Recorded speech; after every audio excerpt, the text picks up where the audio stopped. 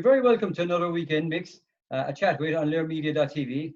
This week, my guest, I'm delighted to say, is Andrea Hayes. Andrea, how are you? I'm good. Great to be chatting to you, and hello to everybody who's tuning in. Thank you very much. Andrea, of course, that don't know you, I'd be surprised if they don't know you, but you're a TV and radio presenter, you're an editor, you're a best-selling author, a mom to, of course, Brooke and Skylar, and a husband to David. You're, Yes. I'd say life in is hectic at the best of times.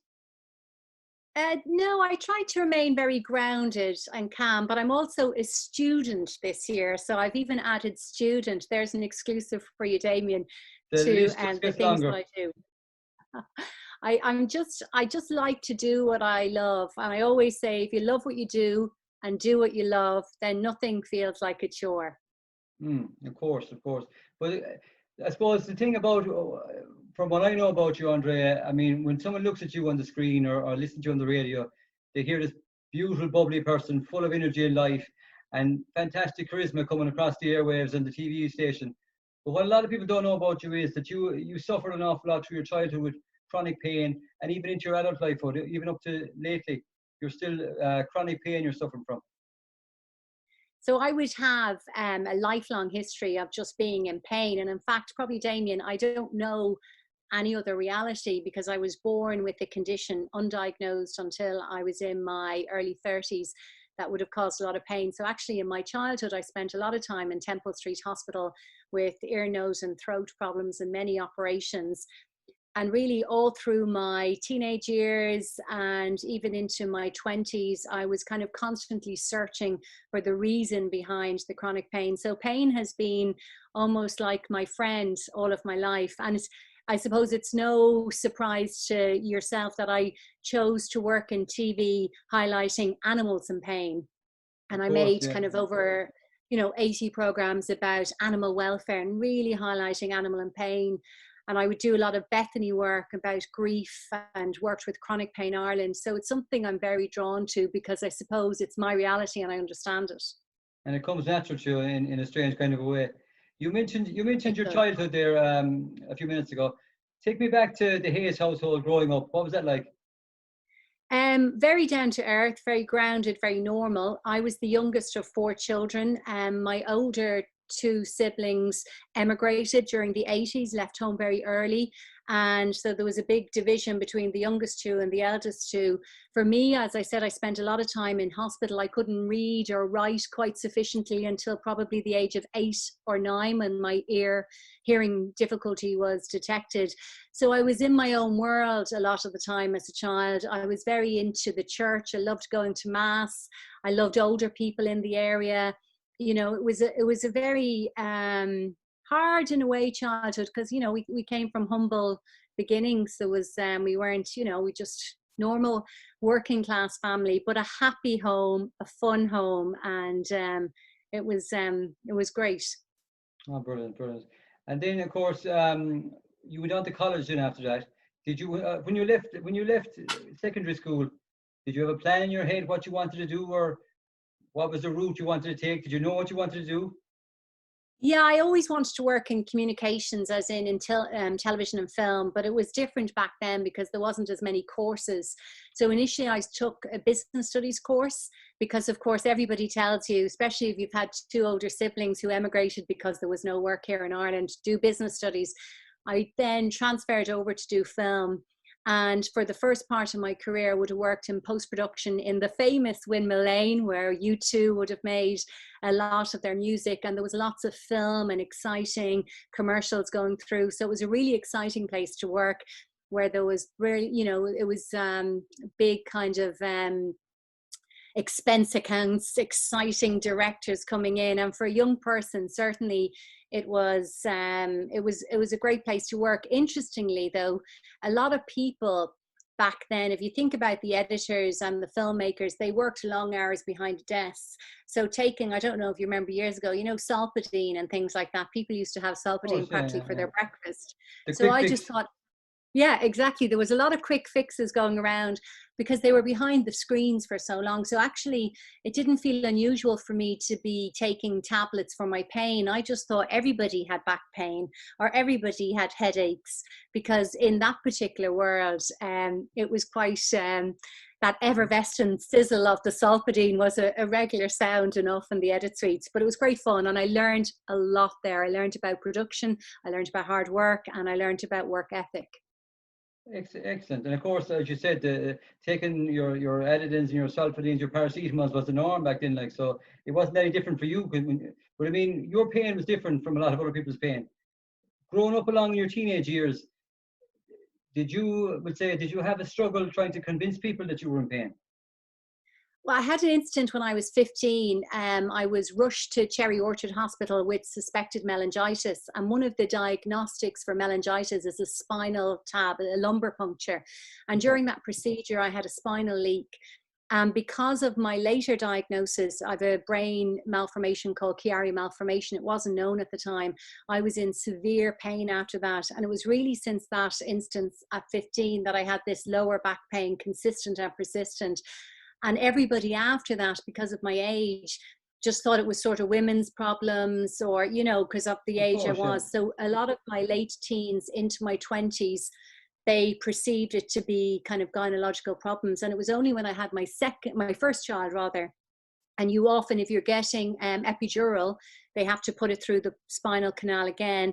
And I had another lumbar puncture, and that immediate pain came back from my 15-year-old self. And it was only afterwards that I got diagnosed with the Chiari malformation, which is a relatively rare brain malformation. Now, previously I'd been diagnosed with spinal stenosis and disc degeneration, but sort of it was only in my 30s that all the pieces of the puzzle of my lifelong kind of battle with pain became clear. But certainly during my 20s, you know, you say you're tired or you're in pain, but everybody has a bit of back pain. You know, everybody's tired. Sure, you know, it's quite normal. But chronic pain is very different. It's different from acute pain. Okay, okay. And of course, as you said, when you and I were both growing up, would say in the 80s and whatever, you have your growing pains, you have your women's problems, you have your stretch pains, so everything was kind of put under that umbrella, like which is it's sad enough in a way, I suppose. But I mean, nowadays when someone gets a pain, you're more alert to it, and you're saying, right, we need to check this out and whatever, you know. So it wasn't Yeah. easy for you. Well, it's funny, Damien, you should say that because I think it served me well. Because growing up as a child, I didn't think there was anything wrong with me. I'd no labels attached to me. Yes, I had a hearing problem. Yes, I couldn't read or write as quickly as many other people. But my parents told me, sure, I was grand, I was doing great, keep doing what you're doing. And I'd, in a sense, a great sense of self belief. And I often wonder, had I been diagnosed with the rare brain malformation or all of these comorbid conditions at a young age, would it have stopped me in my tracks and maybe made me believe I couldn't achieve what I wanted to achieve? And really, in many respects, the chronic pain I have has been my blessing. It's been my ability to have compassion for both people and animals. Because of my chronic pain, I wrote my first book, Pain Free Life, that went on to be #1 bestseller. Because of my pain, I did shows about animals and pain. Because of my pain, like you, I like to hear people's stories. I want to know about what goes on in their lives. So that facilitates a radio show. So really, in a way, it's been a blessing, and I have to think that way. In a strange kind of a way, your pain has taken you down a path that you probably wouldn't have gone in another life. Like, yeah, it's Yeah, fantastic. absolutely. It's given me an insight that I suppose is unique, and that makes my ability to do my work unique. Getting away from your pain problems for a moment, you met David. Talk to me about meeting David in Cafe and Sing. Yeah, we met a long time ago. I was a little bit younger than him, and I would have told people I was a bit older than him. But it was very interesting because I would have been out in town, but never really, I suppose, would have gone out with anybody. I just was there for the music or the fun.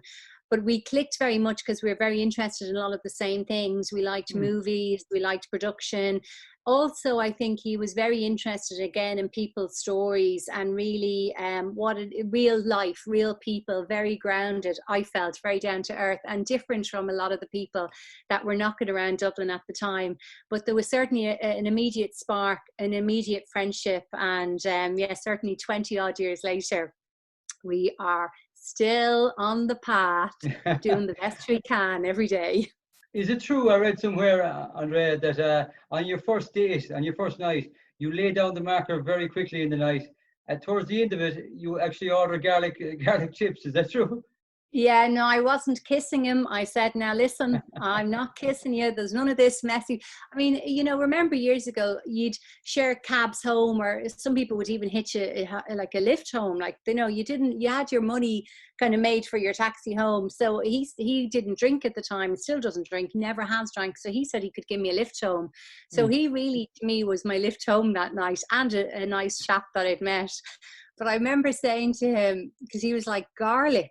And I said, well, don't think you're kissing me. We're not kissing, But I think the friendship solidified a very firm relationship because we were friends first and foremost. And I think that's important, to find friendship.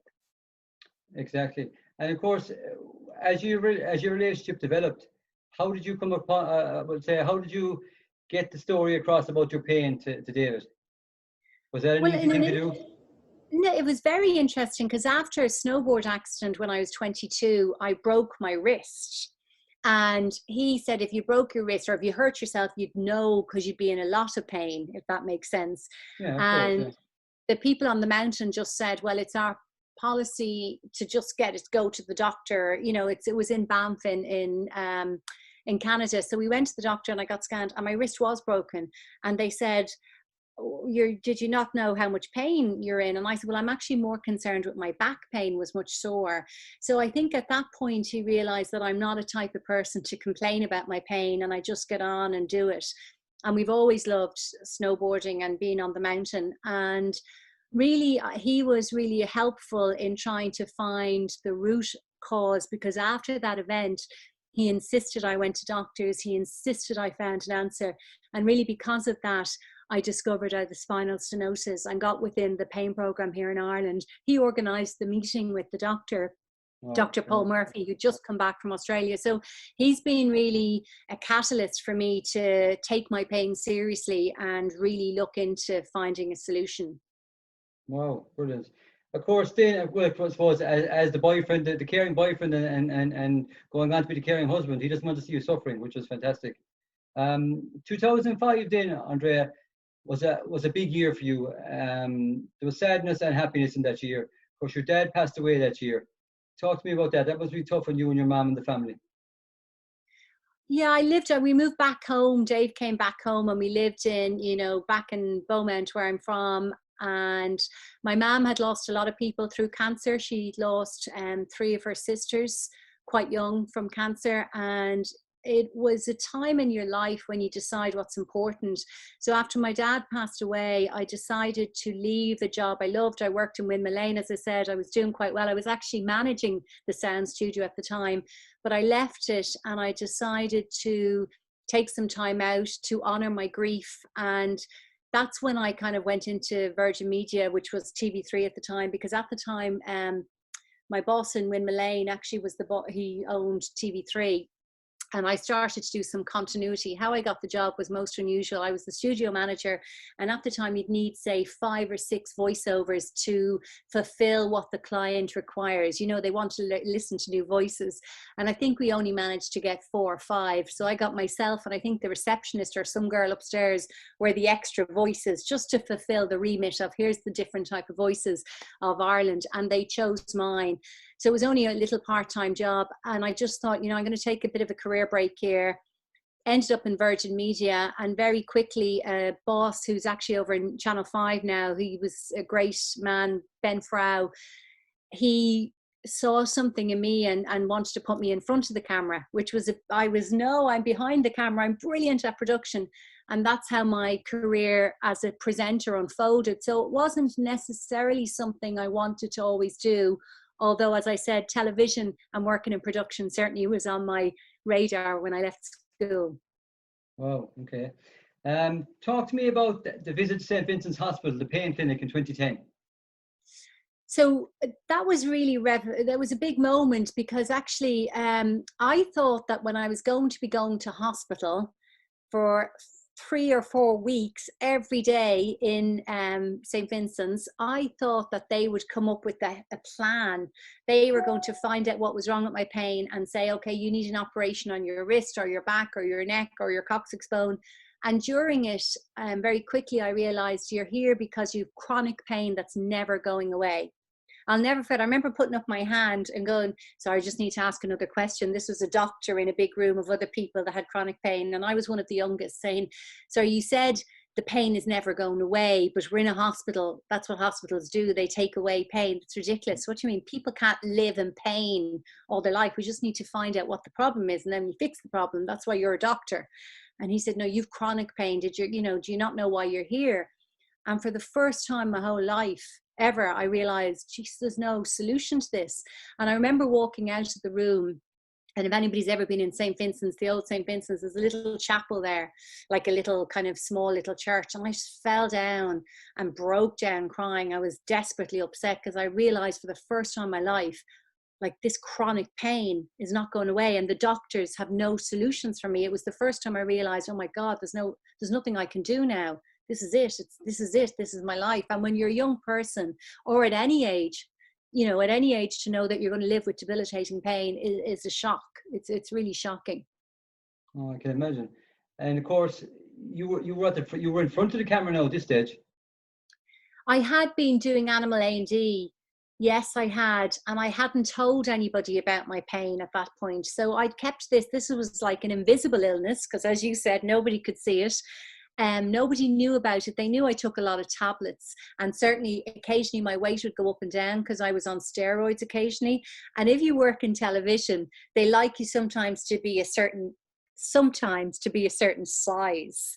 And okay. I remember my weight would go up and down and up and down. And I remember one time a very kind boss, he was doing his best, but he asked me to join Weight Watchers with him because he thought this would be great, I'd lose weight. And I knew I couldn't, of course, because I was on steroids and I was on medication. I didn't want to tell him. And I remember being very bold and said, well, look at Oprah. Oprah Winfrey's like the highest paying broadcaster in the world. And, she doesn't care about her weight. And if they're looking at my weight, then we've lost them. This is a show about animals. And I remember walking out there and thinking, oh, I should have lost that gig now. But actually, in hindsight, he said he really admired my conviction just to be myself. And I've always tried to be very honest in front of the camera and just try to make it not about me, about whatever. It was Dublin Airport, it was about their stories. If it was, the animals, it's about animal stories. Photo into the Wild, it's about people down in Photo in Cork and their stories. So it shouldn't be about the presenter. We're just there to facilitate questions. That's what I feel. Well, good on you for taking the initiative to, not fall in between the cracks and just do your own thing. Can you remember your first live show? What was that feeling like? I remember we used to do Ireland AM, as in doing the TV reviews and that sort of stuff. And that was fine. And then I remember doing Midday. I used to cover for Elaine when it was Midday. It's now called the Elaine Show. And it was so funny. I did it for quite a long time, actually. Well, when she was a little bit on holiday or maybe whatever. And the auto cue would come up. And I remember one time, because they'd be written, ignoring the auto cue because somebody was in the middle of telling me a really good, story, and I just wanted to go to it. So I suppose for me, I'm a little bit of a rebel, and there is a time constraint with live TV. If you have to go to break, you have to go to break. So it was a new challenge, and it was something I wasn't used to doing. So I enjoyed it, but it's really about the concept. So if the whatever the concept and whatever the content is right, then I'll go for it. But it was a great learning curve, and they were big shoes to fill. Elaine is incredible. She's one of the most intelligent, funny, brilliant presenters that you'll ever have to cover for. So it's not an easy job. But I remember thinking, I want to hear this end story, but I have to go to break here. So it was a challenge. Oh, brilliant. Good on you. Of course, and we say your pain was so extreme coming up to this point that at one point in in your thought process, you thought about getting your coccyx removed. You thought that might help your pain. Well, I thought I was going into Vincent's for the 4 weeks to get my coccyx out. I thought that's what we were doing at the end of it, because that's where the pain was. Now, I had other pain. I had head pain, but I'd had that, as I said, all my life because I had hearing problems. I used to get pains down my arms, so I'd get pins and needles in my hands. But I just thought everybody got pins and needles in their hands, because I'd had these things since I was a child, since as early as I can remember. I had a sore neck from as early as I can remember. So really, I just felt the coccyx bone was what it was. I took a lot of tablets over the years. I've taken cocktails of different tablets. I remember one time getting to cover a show for a very well-known radio presenter here in Dublin, and he was away for 2 weeks. It was during the summer. He said, "It's not going to be busy, Andrea. You can do your lifestyle stuff, fashion, whatever you want to do." But it was during the abortion referendum. Then there was lots of different political things broke, but also, and I'm not into sport, you will remember this, but BOD wasn't chosen in Australia. Okay? Do you remember that? I don't know what that time was, but I didn't know what BOD was. Of course, Brian O'Driscoll, but at the time I didn't. And they said, "You've got to live to Australia. BOD hasn't been chosen." And I was like, this was live on radio. And I was like, "What's BOD? Tell me what BOD is." And they had to do it. But because of the sharpness required for live radio, I decided to go off one of my medications during this 2-week period, because I felt it was making me just not as sharp. And actually, I had a panic attack live on air at the end of the 2-week period, because when you come off medication without tapering off with your doctor's advice, because that's why they're the specialists, it was just really scary, but I wouldn't be aware of that. So over the years of managing my pain live on TV or on radio or even filming, I made lots of mistakes, and you're just trying to do the best you can. But I would always say to people, that's why I work in Chronic Pain Ireland, and I suppose educating myself, go with what your doctors say. If they're giving you medication, it's for a reason. And if you feel they're not working, work with them to come off them. Never become your own Google doctor. Google is great, but it's not it's not the be all and end all. That's why they go to college. So always take medical advice. And sadly enough, now that you mentioned Google doctors, a lot of people do actually self-diagnose and self-medicate, which is not the route to go down. You took 3 months off then after getting that news. You kind of stepped back from everything, even though you had a TV show coming up in January of that year. January of the following year. Yeah, I took a big, again, it reminded me of 2005 when my dad died. It was that same light bulb moment. Life has to change. And I went in and I asked for 3 months off initially, parental leave, because I just had a child. And I would have been doing Animal A&D. I'd done, I think, 56 episodes at that stage. And they'd sold internationally, so they were being shown by National Geographic around the world. So they were really quite popular, both on Irish televisions and away. I was working on Coming Home for Christmas, which was a show that used to air at Christmas time. So busy covering for Elaine the odd time. And I just decided I wanted to focus on being a mum. But during that time, so for the 3 months, I had to fill my days. And I decided to walk a park every day, journal, which I'd already done since childhood, but really do it every day. And I went to mass in the morning at 10 o'clock. So that was how I structured my day. And I kept my daughter in creche, and I collected her afterwards.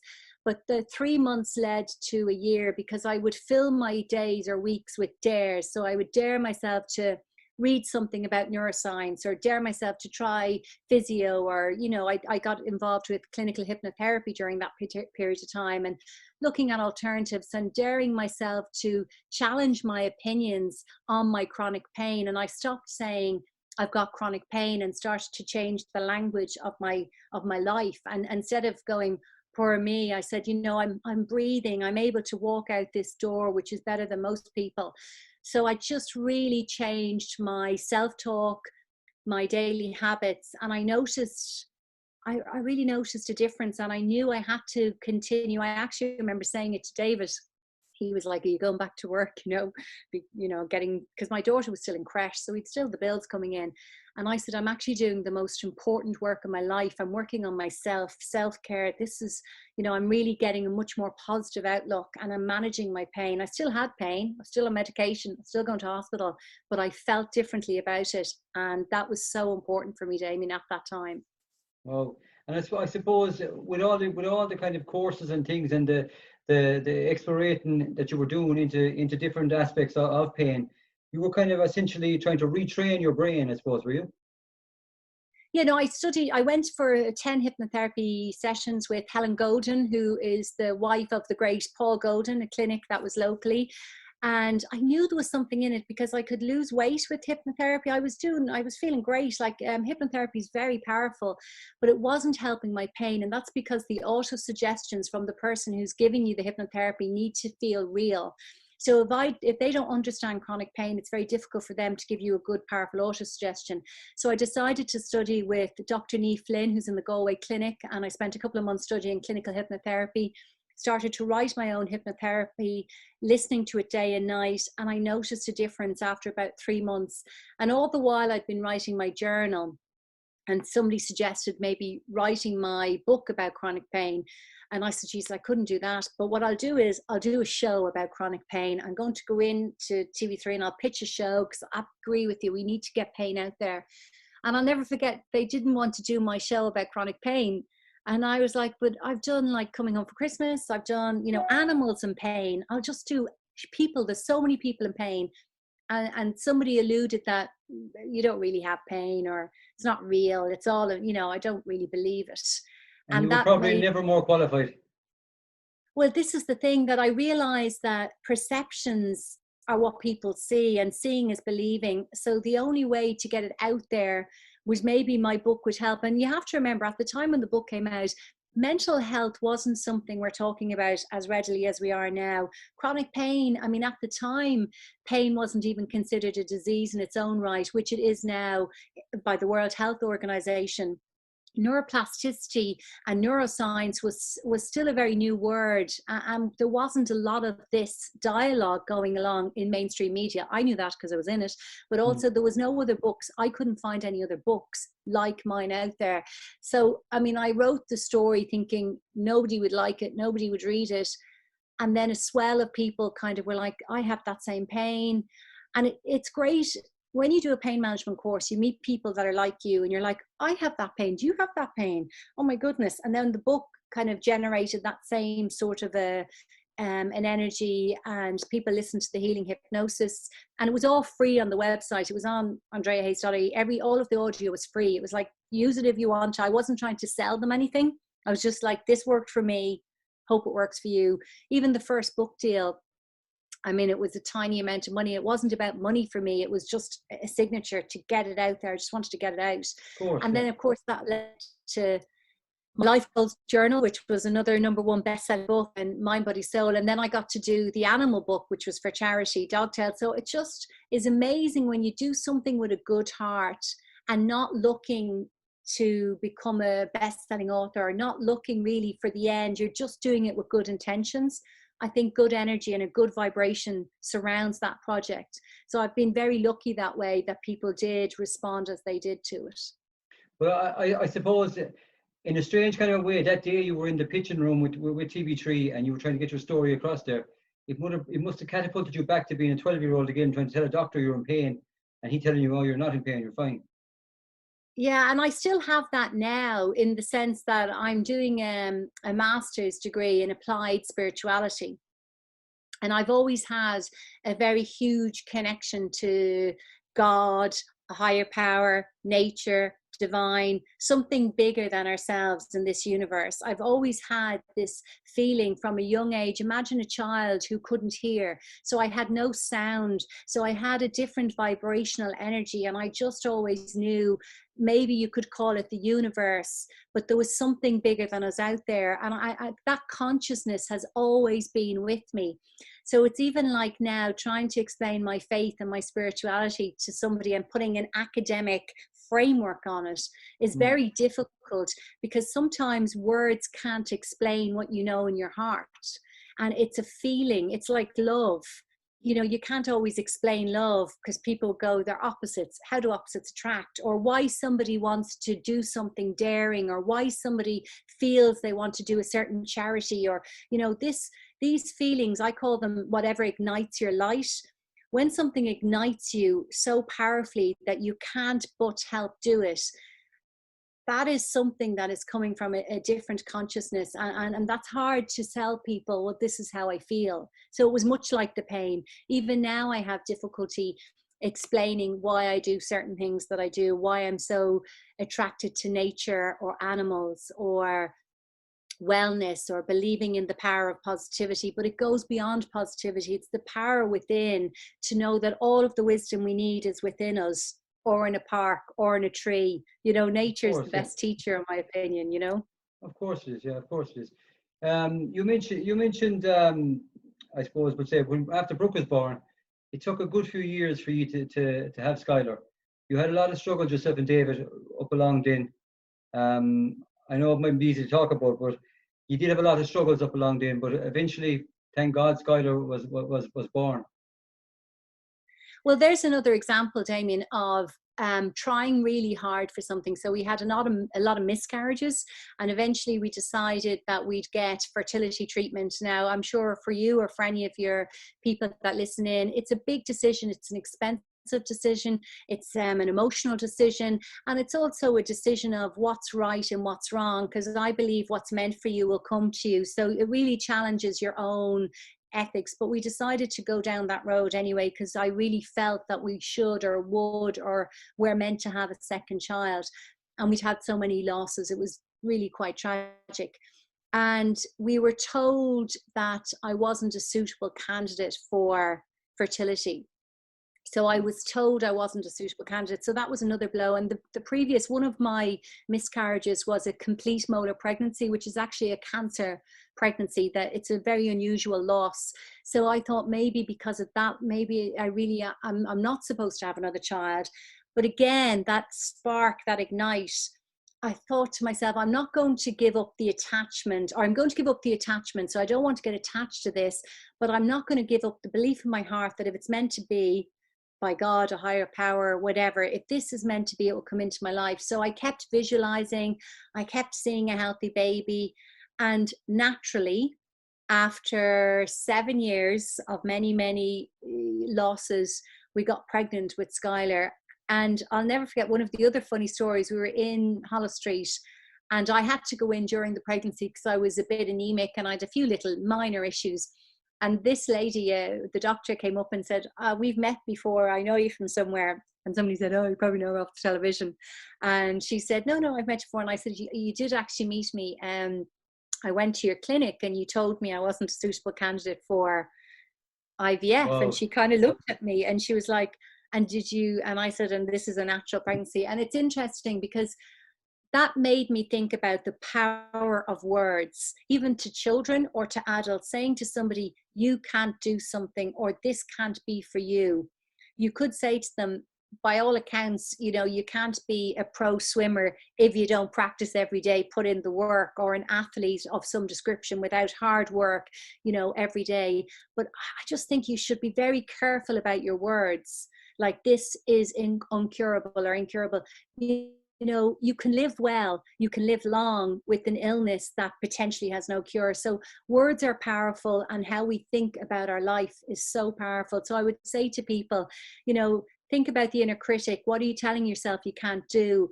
Think about the parameters that you're putting on your life. This is the time to reach for your Everest, whatever that big dream is. Now is the time for going for it, because we're in between this transition period where everything's changing. What we did last year, you're doing a radio show like this or a TV show through COVID, through Zoom. I didn't even do Zoom a couple of weeks ago. Nobody probably did this, you know, so everything is possible because nobody knows what tomorrow is going to bring. So I always say, dream big and follow your heart. 100%. And of course, it goes back to the story, going back to your teens again. If somebody had put a label on your box, you'd have stayed inside that box the rest of your days. You know, so Absolutely. pulling the label off and just doing your own thing, go down your own path, I think is the way to go. You talked about love and nature there a while ago. I guess for me, always, of all my friends, I was probably one of the first to have a child, to have a daughter. And I'd always say to one of my mates said to me, he said, you know, what's it like? And I said, you know, I just can't explain it to you. That moment that you pick up this child in your hand, the feeling you get over this child, you would actually kill somebody for this child, and you only know the child maybe seconds. It's an incredible feeling. The power of love and the power of nature is just, it's unbelievable.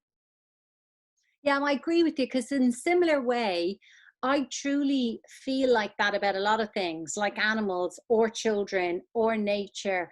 I get this very emotional feeling of unity and love. What you do to somebody else, you're doing to yourself ultimately. Like even at the moment, I think there's a cosmic consciousness in the world. I think our response to COVID-19, for example, a global response of responsibility seemed to have managed this pandemic.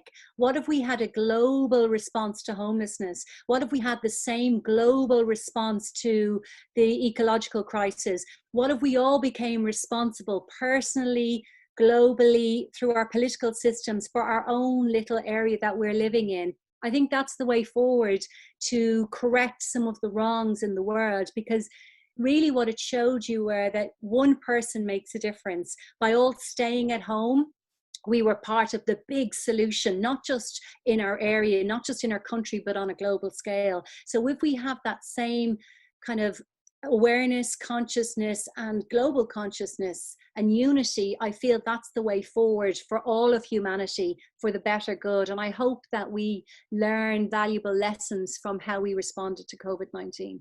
Yeah, no, I agree with you 100% because, as you said, like it just took one government body, as we call it, to say stay at home, and everyone listened. I mean, they listened because they had to. And I mean, when you think about it, 99% of the planes in the sky weren't flying anymore, and we had 9 weeks of fantastic weather. Is that a coincidence? Yeah. I don't, you know, when you think of it, like things like that, it's weird. Um, Life is good for you at the moment, Andrea. Yeah. I'm You, every day is a struggle because I have pain every morning. But every day is a reminder that I'm so blessed that I am living. I have a life to live. And one of the things I did recently, because you know, COVID was you know, a kind of a heavy period for everybody because a lot of people are losing their jobs. There's a lot of uncertainty in the economy. I found the news very heavy. I had to detach from a lot of the negativity. So recently, just very recently, I decided to get a membership to a particular walk close by. So it's a small price you pay to be able to walk by this river walk. Very hmm. little money, but you're sort of being a custodian of nature because they look after it. And I'm walking there, and that was my gift to myself. And I just love being out in nature, and I'm trying to consciously walk. I always walk anyway, but really be aware when I'm there and take notice of the beauty around me.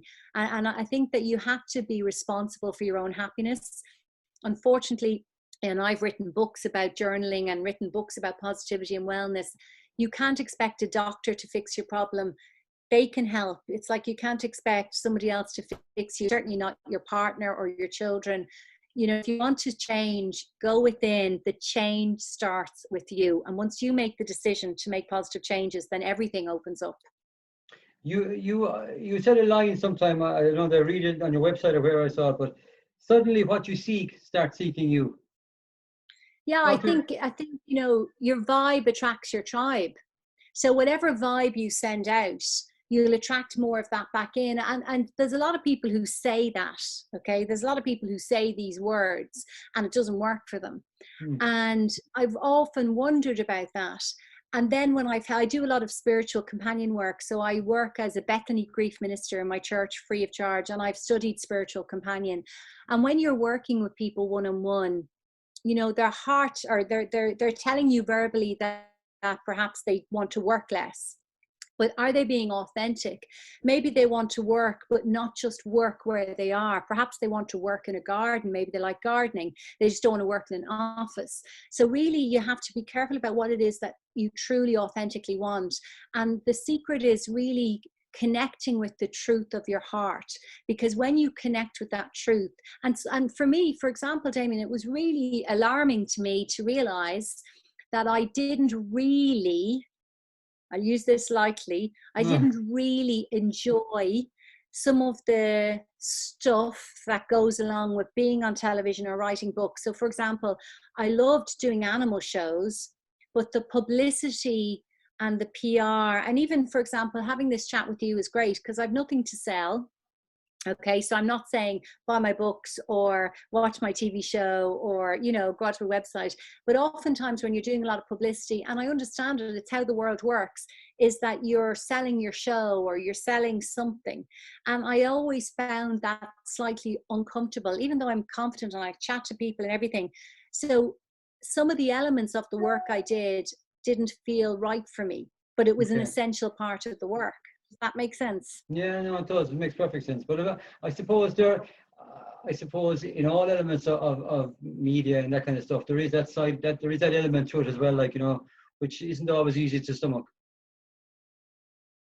The cottage was run down. It was definitely a labor of love. Nobody else would buy it. I mean, it was really well, I mean, maybe they would have. I think loads of people would have bought it because it's a beautiful area. It's beside the mountains and full of nature. But it took a long time to renovate.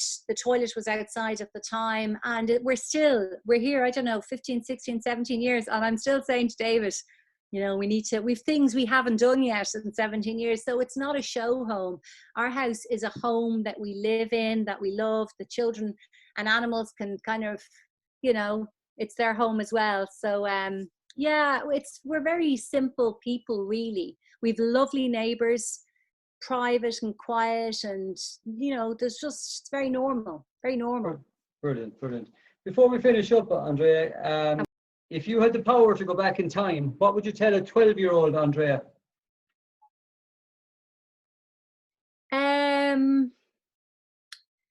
Keep praying, keep believing, and that's all, really. You know, just keep praying. And it sounds ridiculous, but for me, prayer is a big part of my life. And when I set that intention through prayer, it seems to go to this cosmic consciousness of something bigger than me. And anytime, I always pray, I pray every day, but prayer has been part of everything's a prayer for me. This conversation's a prayer. Do everything with good intentions, honesty and authenticity, and good will come. So yeah, just probably keep praying, which is a strange one, I know, for many of your listeners, No, or what the people who are watching might not resonate with them. Listen, Andrea, thank you very much for taking time out to chat with us this week. It's been a fantastic chat, and I want to wish you and David and the two lads all the very best in the future. And we hope to see you on the TV screen and the radio. Oh, it's lovely chatting to you, Damien. Thank you very much, Andrea.